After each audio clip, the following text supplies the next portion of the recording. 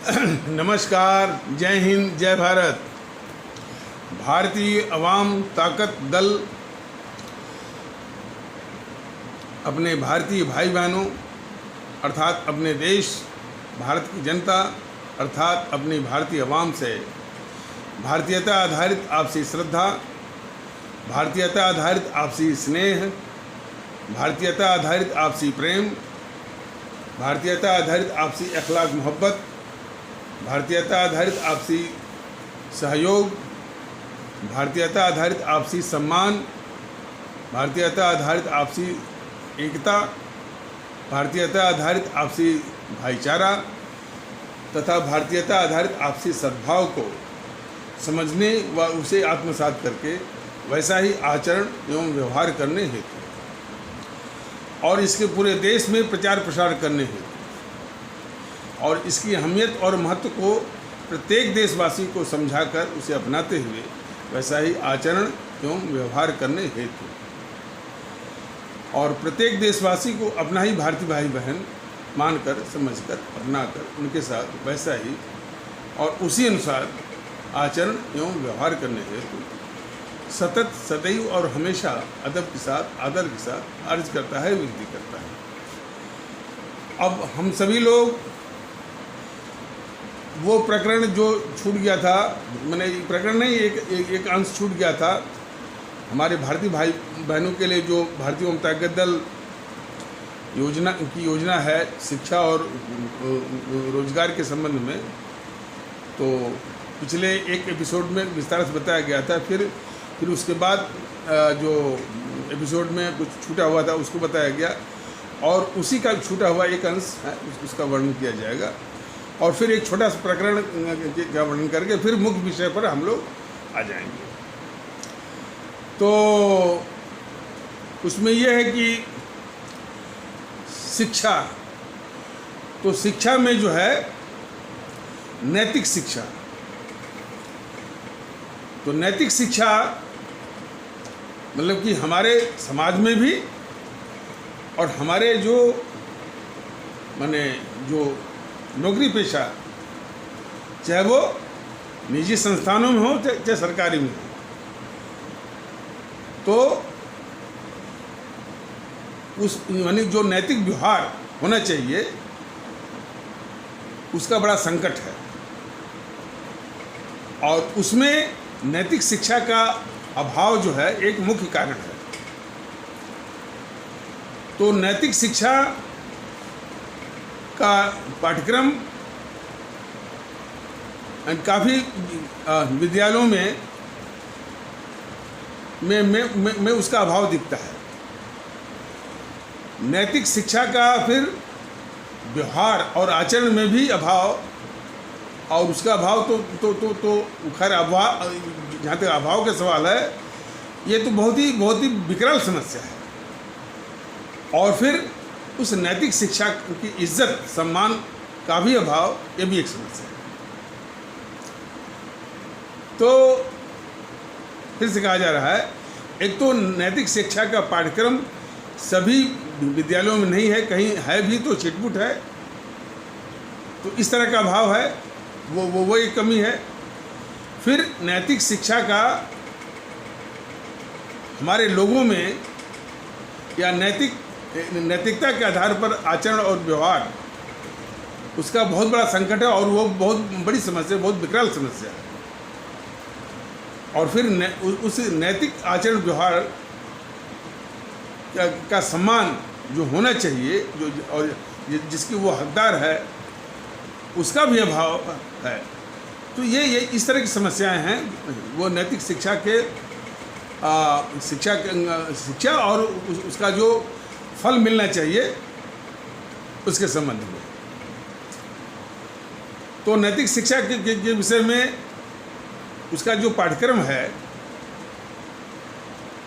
एक तो हमारे जो जितने संत हुए हैं उनके यानी चरित्र के सुधार के लिए और फिर समाज के कल्याण के लिए वो बहुत उपदेश दिए हुए हैं। और हमारी ये पावन धरती जो है वो संत महात्माओं की धरती है, बहुत संत महात्मा हुए हैं।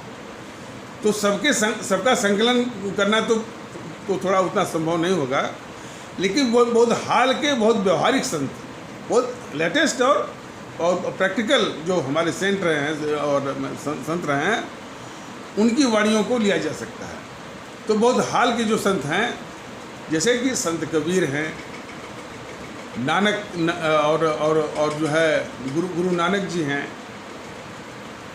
और रामकृष्ण परमहंस जी हैं, हमारे महापुरुष स्वामी विवेकानंद की वाणियाँ हैं, जो थोड़ा बाबा साहब अम्बेडकर की भी जो है मानवता के लिए वाणियाँ हैं, और रहीमदास, तुलसीदास और हमारे सूफी संत, जिन्होंने मानवता की खिदमत की खातिर बहुत और समाज के कल्याण के लिए बहुत उपदेश दिया हुआ है। तो इनकी एक लाइन, दो लाइन जो है, जो मानवता केंद्रित जो उपदेश है, उसका संकलन। ये तो एक भाग दिया रहा। दूसरा भाग रहा कि हर एक देशवासी या नागरिक, भारतीय नागरिक में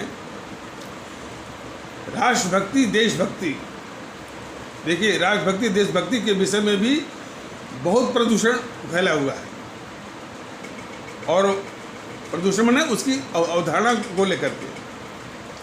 तो खैर भारतीय ताकत दल बिल्कुल बताया हुआ है कि जो देशभक्ति राष्ट्रभक्ति का जज्बा हमारे इन अमर शहीदों ने अपनी कुर्बानी देकर जगाया है, वही देश के लिए, और वही वास्तविक है, और वही देश के लिए फायदेमंद है। जैसे हमारे राष्ट्रभक्त शिरोमणि नेताजी सुभाष चंद्र बोस, शहीद आजम भगत सिंह, अमर शहीद चंद्रशेखर आज़ाद, अमर शहीद अशफाक उल्लाह, अमर शहीद खुदीराम बोस, अमर शहीद श्रीमती रानी लक्ष्मीबाई, अमर शहीद सुब्रमण्यम भारती तमिलनाडु से, अमर शहीद श्रीमती रानी चंद्रिमा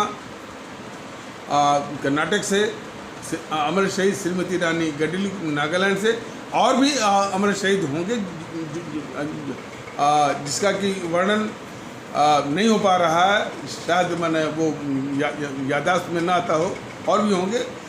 तो इस तरह की उनकी जीवनी और जीवनी भी सारांश में, और इस बात पर केंद्रित करते हुए, फोकस करते हुए कि कितनी दुश्वारियों और कितनी कठिनाइयों के बावजूद भी उन्होंने मुल्क परस्ती का जज्बा वो कायम रखा, बनाए रखा, और इस मुल्क के लिए उन्होंने अपनी जान दे करके, शहीद हो करके हमारे आपके लिए आज़ादी वो हासिल करवाए।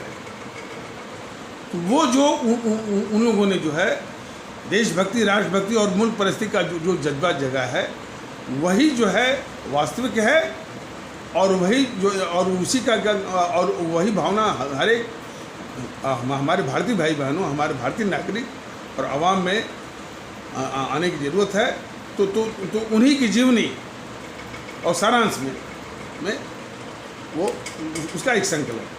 तो ये दोनों का संकलन मिला करके नैतिक शिक्षा का वो ये पाठ्यक्रम आपका बन जाएगा, उसका करिकुलम बन जाएगा।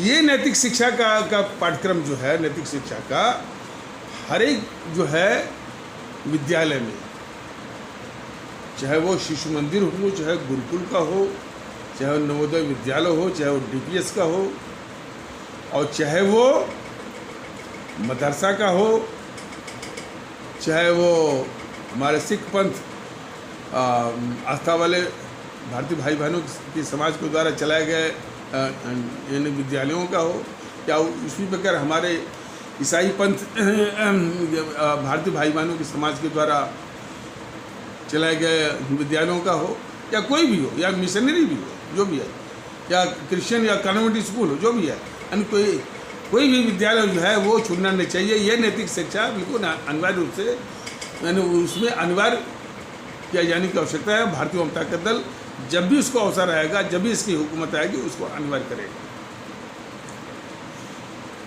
अब एक आशंका के रूप में कि मान लीजिए अनिवार्य किया जाएगा, तो चूंकि इनकी जो आदत है, जो विद्यालय यानी इसको इसको पढ़ाने के लिए जो जो जो रिलेक्टेंट रहेंगे, तो बहाने के रूप में क्या वो थोड़ा बहुत पढ़ाएंगे और अपने विद्यार्थियों को ये कुछ भी नहीं लिखते हैं या गलत भी लिखते हैं तो उसको पास कर देंगे। ऐसा नहीं चलेगा। कम से कम ये इस विषय की कॉपी जो है उनके विद्यालय में नहीं जांची जाएगी, वो दूर कहीं वो भेजी जाएगी। उसका मूल्यांकन कहीं दूर होगा, उसका इवोल्यूशन कहीं दूर होगा। तो इस भी लापरवाही से, इस भी रिलेक्टेंस से ये मैंने उसका इलाज, उसका रेक्टिफिकेशन का ये रास्ता है। और कम से कम एक बार या दो बार साइको टेस्ट बने कि इस नैतिक शिक्षा का बच्चों पर उनके मानस पटल पर क्या असर पड़ा है, ये भी देखने की जरूरत है। अब रहा रोजगार जो है, कोई भी रोजगार हो, चाहे निजी संस्थानों का रोजगार हो,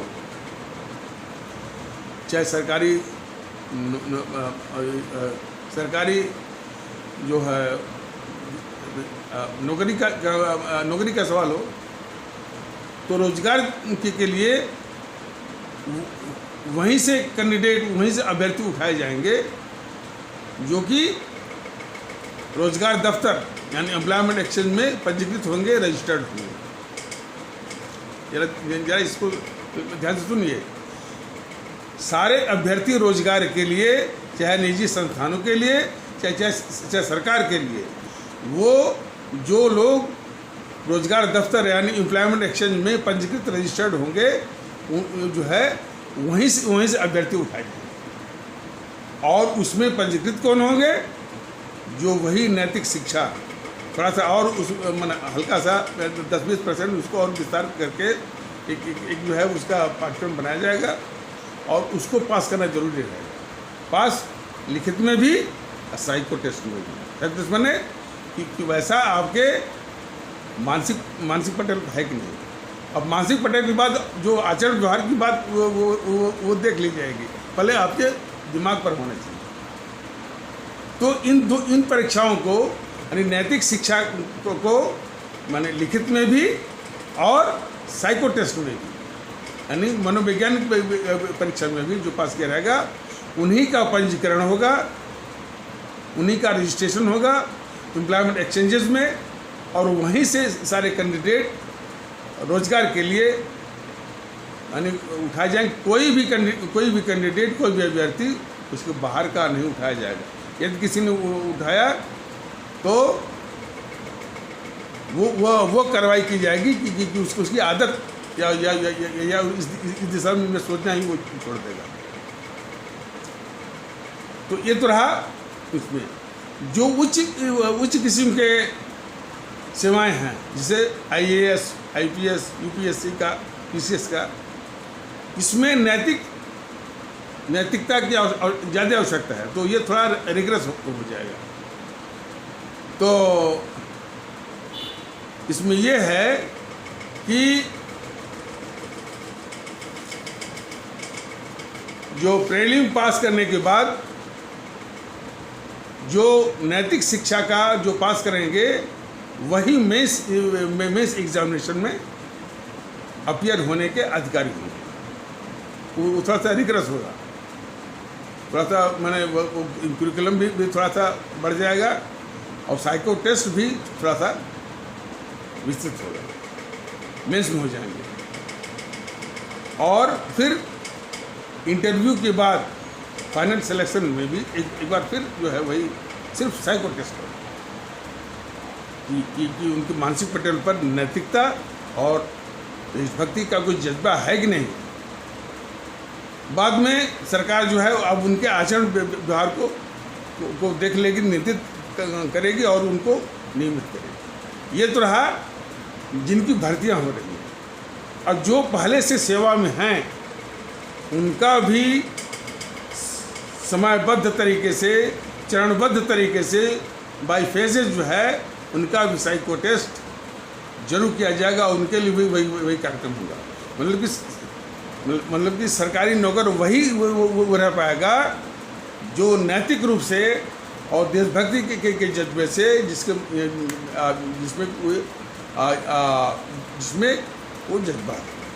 मोटा मोटा ये भारतीय जनता दल का स्पष्ट मानना है। बाकी विस्तार से तो जब इसकी हुकूमत आएगी, इसकी व्यवस्था होगी, तो वो हमारे आदरणीय भारतीय भाई बहन देखेंगे और फिर और उसका लाभ उठाएंगे। उसके बाद एक थोड़ा सा अंश छूट गया था, पिछले एपिसोड में बताया गया था कि हमारे इस्लाम आस्था वाले भारतीय भाई बहनों के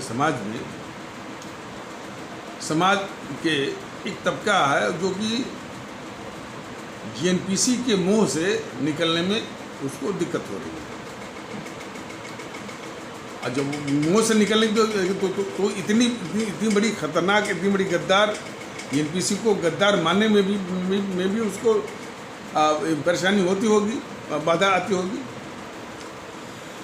तो पिछले एपिसोड में बताया गया था कि ये जीएनपीसी बहुत ही शातिर किस्म की है और ख़ास करके हमारे इस इस्लाम आस्था वाले भारतीय भाई बहनों के समाज को वोट बैंक की तरह उसने इस्तेमाल किया, उसका शोषण किया। अब बदले में सबसे गरीब, सबसे अधिक गरीब, सबसे अधिक अशिक्षित और सबसे अधिक बेरोजगार रखा और झूठ और अफवाह का सबसे बड़ा शिकार उनको बनाते थे। मैंने उसको बताया गया पिछले एपिसोड में, और उसका ये भी बताया कि उसका सबसे बड़ा नमूना रहा कि ये जब सबसे हार गए, मैंने झूठ और अफवाह मैंने कि जितना कि वो कामयाबी चाहते थे नहीं हुआ, तो हमारे जो है मासूम माताओं और बहनों और बच्चों को इस्तेमाल किया और उसको ढाल बनाया और शाहीन बाग में बिठा दिया। तो कितने गिरे हुए हैं ये जीएनपीसी वाले और वाम दल वाले, इनकी मानसिकता को पहचानिए। बाकी तो जो उनको अंग्रेजी में कहता है कि विसरल उनका मोटिव्स जो है, माने बिल्कुल मन के अंदर दबी हुई जो उनकी मंशा है, वो किसी नेता के द्वारा व्यक्त हो ही गई, फूट कर बाहर आई गई कि ये मुसलमान लोग यदि गटर में रहें तो गटर में पड़े रहें, इनको बाहर निकालने की जिम्मेदारी कांग्रेस की। ये इनकी इतनी घिनौनी मानसिकता है और इस चीज़ को हर एक इस्लाम आस्था वाला भारतीय भाई बहनों के समाज समझे और भी समाज समझे, पूरा देश समझे। तो और फिर ये भी बताया गया था कि किसी जीएनपीसी का एक नेता बोला था कि कांग्रेस के हाथ मुसलमानों के खून से रंगे हुए। ये हमेशा इसी इस्लाम आस्था वाले भारतीय भाई बहनों के समाज में जो असामाजिक तत्व हैं, जो कट्टरवादी तत्व हैं या देशविरोधी तत्व हैं, वही जीएनपीसी के एजेंट होते हैं। उन्हीं से देश में जब भी हिंसा फैलवानी हो, जब भी तोड़फोड़ करवानी हो, अस्थिरता वो फैलवानी हो, दंगे करवाना हो, सब इन्हीं से करवाते हैं।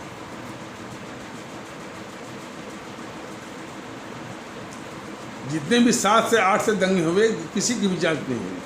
खतरनाक किस्म के दंगे, भागलपुर का दंगा, मलियानवाला का दंगा, मुजफ्फरनगर का दंगा, सारे दंगे में इसी जीएनपीसी के ही जो है वो तत्व जो है, जो कि असामाजिक हैं, कट्टरवादी हैं और जो देश विरोधी और समाज विरोधी,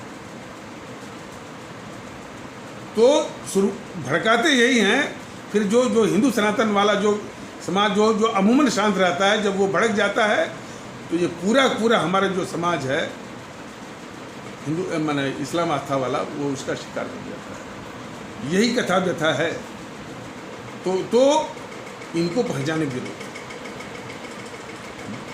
बाबरी मस्जिद में राम मंदिर, बाबरी मस्जिद को उलझाने वाला भी यही नेहरू था।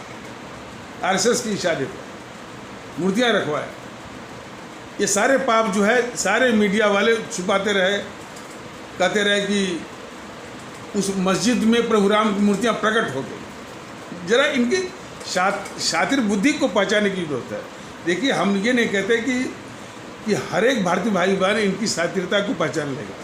हमारे जो मजदूर भारतीय भाई बहन, जो मजलूम में भारतीय भाई बहन हैं, जो दिन रात अपनी रोजी रोटी में ही वो परेशान रहते हैं, रेहड़ी पटरी वाले, दिहाड़ी मजदूर भारतीय भाई बहन, वो कहाँ यानी इनकी शातिरता को जान पाएंगे, पहचान पाएंगे।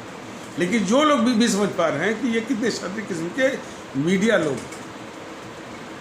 तो वही मीडिया जो आरएसएस के इशारे पर इस नेहरू ने बाबरी मस्जिद में जो मूर्तियाँ, प्रभु राम की मूर्तियाँ रखवाई, उसको ये मीडिया वाले इस तरह से उसको कहते रहे कि वो मस्जिद में प्रभु राम की मूर्तियाँ प्रकट हुई, मतलब कि कलयुग में प्रभु राम का चमत्कार हुआ। माने ये कहने का उनका है, माने झूठ, ये झूठ बोलने में बहुत ही शातिर हैं जो हैं सारे मीडिया वाले।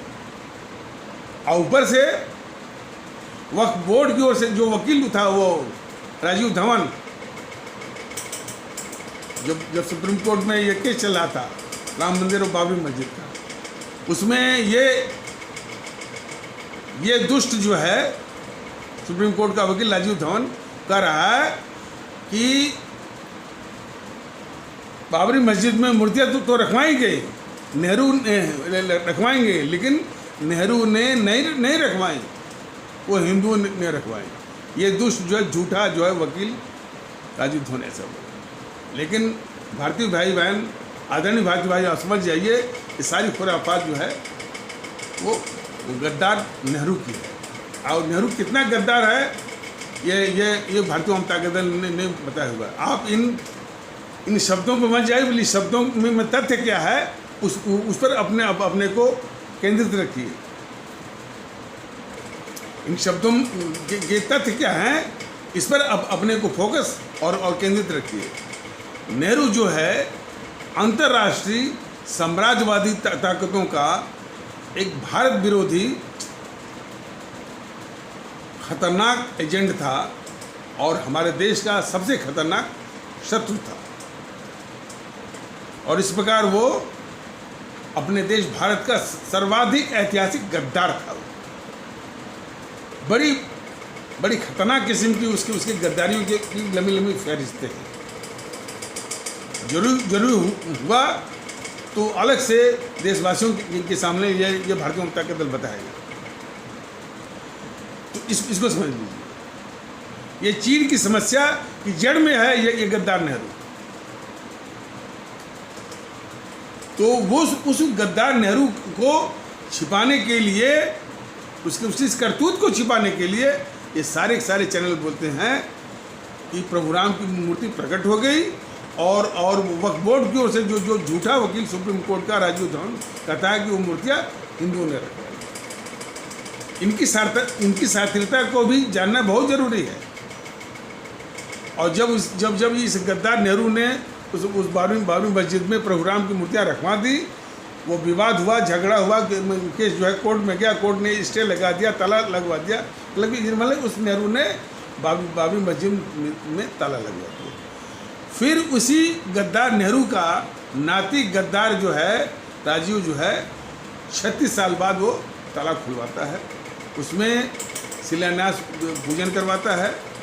और आरएसएस वालों से, यानी जिस आरएसएस के इशारे पर नेहरू ने प्रभु राम की मूर्तियाँ बाबरी मस्जिद में रखवाई थी, उसी आरएसएस से ये गद्दार राजीव जो है इशारा करता है कि भाई इस केस को हमारे नाना जी और हम लोग जो है इस मुकाम तक लाए हैं, अब इसके बाद आप समझाइए।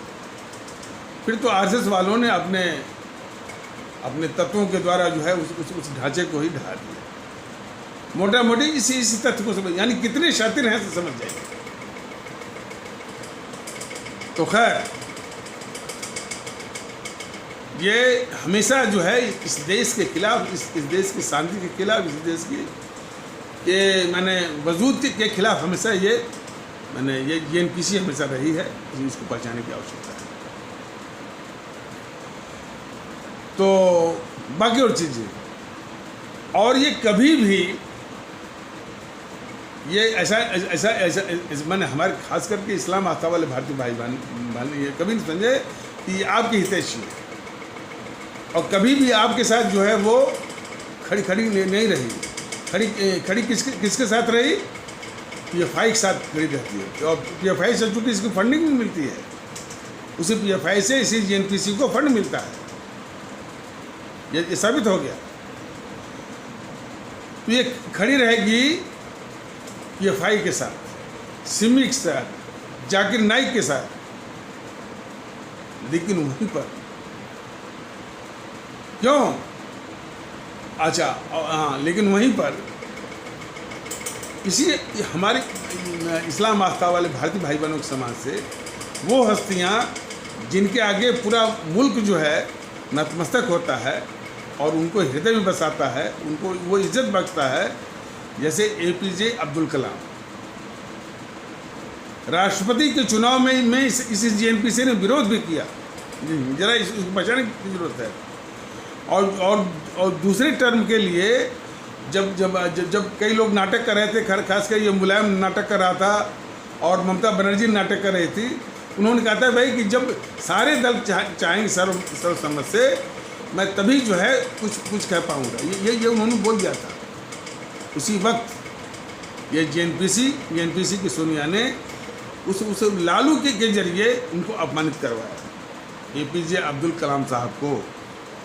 और किन शब्दों में अपमानित करवाया? इस लालू ने बोला कि कलाम साहब यदि अपनी इज्जत चाहते हैं तो मैदान से हट जाए। तो हमारे इस कहने का तात्पर्य, अच्छा, और इसी प्रकार जस्टिस मोहम्मद हिदायतुल्लाह, आप लीगल सर्किल में या जुडिशियल वो लिमिनरीज में आप जब भी इनका नाम लेंगे तो इनका एक यूनिक एक अद्वितीय हमारे भारत के मुख्य न्यायाधीश थे ये जस्टिस मोहम्मद हिदायतुल्लाह। कुछ विशेषता आपके सामने हम देखिए, क्योंकि ये लंबा ना हो जाए, लेकिन फिर भी कहने की कोशिश की जा रही है। पहला, जब ये प्रीपर्स जब इंदिरा गांधी प्रीपर्स माने जो सरदार पटेल ने सभी रियासतों को जो मिलाया था, तो उनको एक आश्वासन दिया था कि भाई आपका जो खर्चा बर्चा है थोड़ा बहुत तो सरकार वहन करेगी, तो उस खर्चे का नाम दिया गया था प्रीपर्स। तो ये प्रीपर्स को कम्युनिस्टों के इशारे पर उसको समाप्त करने का तमगा लूटने वाली थी। लोकसभा में तो किसी तरह से उसने दाव करके पास करवा दिया। राज्यसभा में एक मत से गिर गया।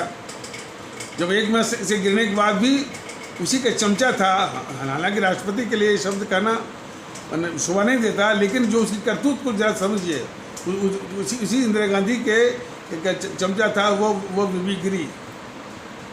एक मत से गिरने के बाद भी तभी वो बीबी गिरी ने उस पेपर समाप्ति के विधेयक पर उसने दस्तखत कर दिए। ये प्रकरण जो है चैलेंज हो गया सुप्रीम कोर्ट में। मोहम्मद हिदायतुल्लाह साहब उसमें भारत के मुख्य न्यायाधीश थे, चीफ जस्टिस ऑफ इंडिया थे। उन्होंने अच्छा, और बल्कि बीबी गिरी पहला राष्ट्रपति भारत का जो कि पेश भी हुआ था सुप्रीम कोर्ट में। उसके पेश होने के बाद भी जो फैसला उन्होंने दिया था मोहम्मद हिदायतुल्लाह साहब ने, वो बिल्कुल हिस्टोरिक है, ऐतिहासिक है, मार्वलेस। उन्होंने लिखा, भारत का राष्ट्रपति कोई मुगलिया बादशाह नहीं है जो जिसको चाहे उसको नवाब बना दे। जरा फिर से सुनिए, मोहम्मद हिदायतुल्लाह साहब का फैसला था कि भारत का राष्ट्रपति कोई मुगलिया बादशाह नहीं है जो जिसको चाहे उसको नवाब बना दे। भारत का राष्ट्रपति भारत के संविधान से बंधा हुआ है। इतना छोटा समूह हो गया, बीबी गिरी का भी और उस इंदिरा का भी। वो थे हमारे मोहम्मद हिदायतुल्लाह साहब। और दूसरी विशेषता, मोहम्मद हिदायतुल्लाह साहब पहले और अकेले, फर्स्ट और only one chief justice of India रहे हैं जिनको भारत के राष्ट्रपति पद के संभालने का अवसर मिला है। संविधान में व्यवस्था यह है कि जब इसमें राष्ट्रपति भी न हो, उपराष्ट्रपति भी न हो, तो भारत का मुख्य न्यायाधीश राष्ट्रपति का पद जो है उसका कार्यभार, पद नहीं, उसका कार्यभार संभाल सकता है। तो कम से कम 40 से 50 दिनों के लिए हमारे हिदायतुल्लाह साहब चीफ जस्टिस ऑफ इंडिया की कैपेसिटी में प्रेसिडेंट ऑफ इंडिया का भी जो है वो रिस्पॉन्सिबिलिटी और ड्यूटीज उन्होंने डिस्चार्ज की थी, उनका कार्यभार संभाला था। ये सौभाग्य उनको प्राप्त हुआ था। तीसरा, वो मोरारजी देसाई जो प्रधानमंत्री थे और आज़ाद भारत में के इतिहास में पहली बार हुआ कि मोरारजी देसाई ने राष्ट्रपति का चुनाव और उपराष्ट्रपति का चुनाव दोनों सर्वसम्मत से। तो सर्वसम्मत से राष्ट्रपति का चुनाव हुआ नीलम संजवा रेड्डी का, उपराष्ट्रपति के रूप में हमारे मोहम्मद हिदायतुल्लाह साहब। अब देखिए, जब सन 80 में सरकार पलट गई, मोरारजी देसाई की सरकार चली गई, जब इंदिरा फिर से वापस आ गई, तो किसी समारोह में ये दुष्ट और गद्दार इंदिरा बराबर भारतीय जनता दल पूरे जेएनपीसी के हर एक को, चाहे नेहरू हो, चाहे इंदिरा हो, चाहे राजीव हो, सोनिया हो, चाहे राहुल, सब गद्दार है बिल्कुल। तो उस गद्दार इंदिरा जो है किसी समारोह में खुलेआम में कह रही है कि ये हमारे उपराष्ट्रपति नहीं है मोहम्मद हिदायतुल्लाह साहब को, ये तो विरोधियों के उपराष्ट्रपति हैं। तो तमाम ऐसे उदाहरण हैं कि वो हस्तियां जिनके आगे पूरा मुल्क नतमस्तक करता है, उनको इतनी इज्जत बख्शता है, उनको अपने दिलों में बिठाता है, उसको ये जेएनपीसी बराबर अपमानित करती है। एपीजे अब्दुल कलाम का भी किस वाक़या बताया और इनका भी बताया। तो इस चीज़ को विशेष करके हमारे इस्लाम आस्था वाले भारतीय भाई बहनों समाज भी समझे, पूरा भारतीय समाज भी समझे, पूरा देश समझे। ये जेएनपीसी जो है बहुत बड़ी अभिशाप इस देश की है। और अभी इस मामले में, जो चीन के मामले में, फिर फंडिंग के मामले में, अब अगले, चूँकि ये एपिसोड लंबा न हो जाए तो वो ये विस्तार से बताया जाए। और फिर इसका निदान क्या है, कैसे मैंने ये इसका होगा। देखिए, इसका निदान आप आदरणीय भारतीय भाई बहनों के ही हाथ में है। और कोई आपका साथ देने नहीं आएगा। ताकत आप में है, वो सबको जो है सबक सिखा सकते हैं। सारे देश के दुश्मनों को भी सबक सिखा सकते हैं। इस देश के दुश्मनों की जो रक्षा कर रहे हैं उनको भी सबक सिखा सकते हैं। सारी ताकत आपकी है, बस महसूस करने की जरूरत है। जिस प्रकार जो है वो मैंने महावीर हनुमान जी के पास ताकत थी, लेकिन उनको मालूम ही नहीं था। जब श्री जामवंत जी ने उनको एहसास करा कि नहीं भाई आप बहुत बलशाली हैं, बहुत ताकतवर हैं, तब जाकर उनको अपनी ताकत का एहसास हुआ। उसी प्रकार हमारे आदरणीय भारतीय भाई बहन को ये भारतीय जनता दल उनकी ताकत का एहसास करवाएगा। और उस ताकत का इस्तेमाल जो है देश के जो जितने भी शत्रु हैं, दुश्मन हैं और देश के साथ शत्रुता कर रहे हैं, देश विरोधी गतिविधियों में दिन रात लगे हुए हैं, सबका नाश जो है हमारी भारतीय अवाम करेगी। तो इन्हीं जरूरी शब्दों के साथ इस जरूरी जो है परिचर्चा को यहीं पर विराम दिया जाता है। तब तक के लिए नमस्कार, जय हिंद, जय भारत।